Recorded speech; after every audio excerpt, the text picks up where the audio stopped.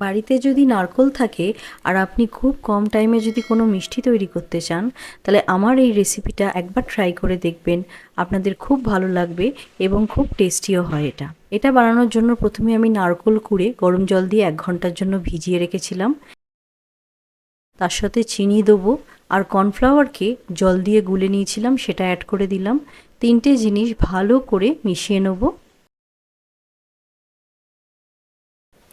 এবার কড়াই ঘি দেবো আর ওই মিশ্রণটি অ্যাড করে দেবো। গ্যাসের ফ্লেম একদম লো রাখতে হবে আর ক্রমাগত আমাদেরকে নেড়ে যেতে হবে, না হলে নিচে এটা পুরো আটকে যাবে। কিছুক্ষণ নাড়ার পর দেখবেন 5 থেকে 6 মিনিট নাড়ার পর এরকম একটু গাঢ় হয়ে গেছে।